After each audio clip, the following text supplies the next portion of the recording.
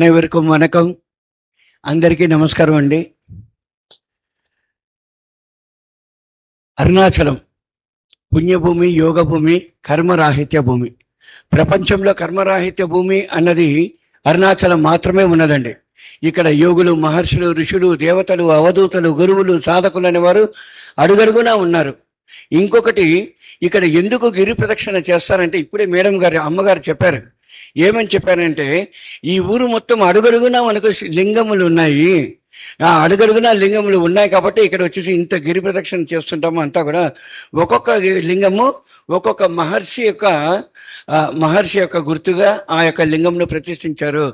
అంతటి మహా ఉన్నతమైన స్థలము ఈ అరుణాచలము.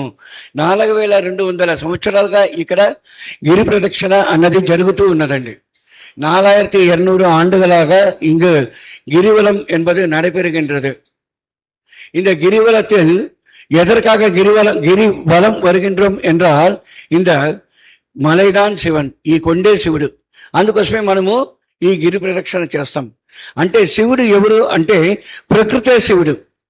ఇక్కడ ప్రకృతే శివుడు అని తెలిపిస్తుంటారన్నమాట. కాబట్టి இங்கு இந்த இயற்கைதான் கடவுள் என்று கூறுகின்றனர். யோகிகள், மகான்கள், ரிஷிகள், தேவர்கள், முனிவர்கள் வாழும் இடம் இந்த திருவண்ணாமலை. தெலுங்கில் அருணாச்சலம் என்று கூறுவோம், தமிழில் திருவண்ணாமலை என்று கூறுகின்றோம். ஓகே சுவாமி. ஸோ இங்கு நமக்கு வேண்டியது, நாம் கடைபிடிக்க வேண்டியது என்னவென்றால், 84 லட்சம் வகையான జీవరాశిகளை ఉన్నతమైన పిరివి మానిడ పిరివి, 84 లక్షల జీవరాశుల ఉన్నతమైన ఈ యొక్క బర్త్ అన్నది, జన్మ అన్నది మానవుని యొక్క జన్మ.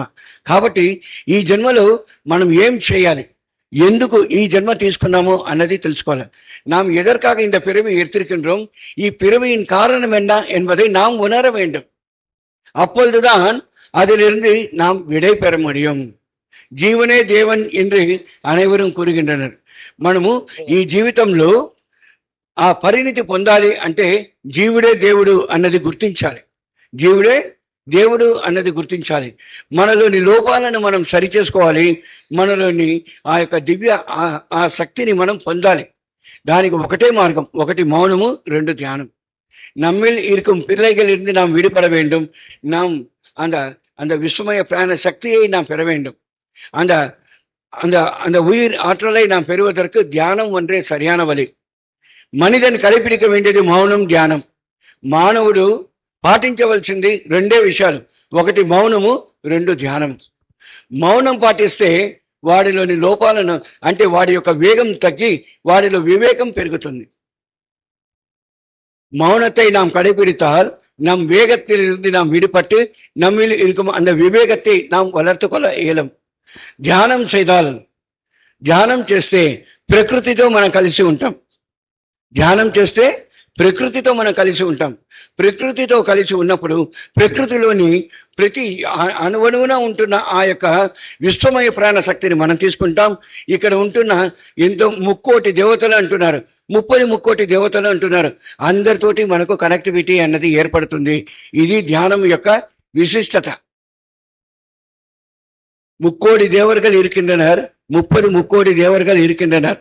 நாம் எப்பொழுது தியானம் செய்கின்றோமோ, எப்பொழுது இயற்கையுடன் நாம் இணைந்திருப்போமோ, அப்பொழுதுதான் அந்நிலையை நாம் அடைய முடியும். சுலபமாக அவர்களுடன் நாம் தொடர்பில் நாம் செல்ல முடியும். உங்கள் மீது நீங்கள் నம்பிకை వేయంగల్, உங்களுக்காக நீங்கள் ధ్యానం చేయంగల్. మీ మీద మీరు నమ్మకం పెట్టుకోండి, మీకోసం మీరు ధ్యానం చేయండి. ధ్యానం చేస్తేనే ఫలితం. మానవుడు మహనీయుడిగా ఎదగాలి, ఆ భగవంతుడిగా ఎదగాలి అంటే ధ్యానం ఒకటే సరైన మార్గం, మౌనం ఒకటే సరైన మార్గం. ధ్యానం, మౌనం పాటించని వాడు ఏ రోజు కానీ, ఎక్కడ కానీ, ఏ కారణం చేత కానీ వాడికి ఓటమి అన్నది దరిచేరదు. ఇది సత్యం. எவன் ஒருவன் மௌனத்தை கடைபிடிக்கின்றானோ, எவன் ஒருவன் தியானத்தை கடைபிடிக்கின்றானோ, அவனுக்கு எந்த வகையிலும், எங்கும், எந்த விதத்திலும் அவனுக்கு தோல்வி என்பதே கிடையாது. வாழ்க்கையில் வெற்றி பெற முடியும். இந்த வாழ்வில் நாம் வெற்றி பெற முடியும். உங்கள் மீது நம்பிக்கை வையுங்கள்.